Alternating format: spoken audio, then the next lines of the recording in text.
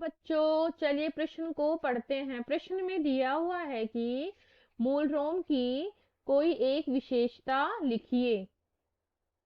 तो प्रश्न की मुख्य अवधारणा है, मुख्य अवधारणा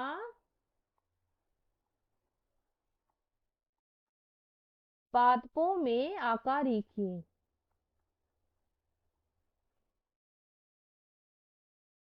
पादपों में आकारिकी। इस प्रश्न में हमें मूल रोम के बारे में पूछा गया है। उसके लिए पहले मूल के बारे में देखिए। मूल क्या करती है?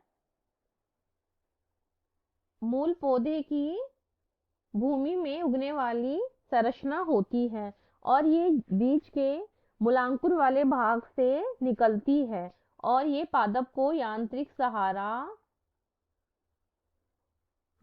सहारा देती है तथा स्थिरता प्रदान करती है। स्थिरता प्रदान करती है और ये क्या करती है? भोजन का भी संचय करती है। भोजन का संचय तथा श्वसन का कार्य करती है कुछ पादपों के लिए हमारी मूल, और सहारा प्रदान करने का कार्य करती है तथा इसमें और ये कायिक जनन भी करती है। मूल होती है और मूल में जो भोजन संचय करने, जैसे कि गाजर में, मूली में, और जो श्वसन का कार्य ये किस पादप में करती है? मूल राइजोपस में। और सहारा प्रदान करने का कार्य बरगद में करती है। और मूल की संरचना में मूल रोम होता है, जैसे कि ये है मूल की संरचना। तो इसके अंतर्गत इस प्रकार से मूल रोम या रेशे निकले रहते हैं।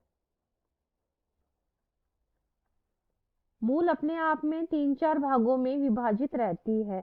सबसे नीचे वाला भाग होता है इसका मूल गोप, और इससे ऊपर वाला भाग होता है विभ्योजति की क्षेत्र, और इससे ऊपर वाला जो क्षेत्र होता है वो है द्विदीकरणी क्षेत्र, जो कि बहुत ज्यादा अपना विभाजन करके और ये बड़ा होता जाता है अपने साइज में। और उसके ऊपर वाला भाग होता है परिपक्वन क्षेत्र। जो परिपक्वन वाला क्षेत्र होता है, परिपक्वन वाला क्षेत्र, इसी से ही हमारे मूल रोम निकलते हैं। मूल रोम इसी से ही निकलते हैं। मूल रोम मूल के परिपक्वन क्षेत्र से निकलते हैं और ये क्या कार्य करते हैं पादप के लिए? ये पादप को बहुत गहराई में जाकर गहराई से खनिज लवणों को अवशोषित करने का कार्य करते हैं। जल व खनिज लवणों व जल को गहराई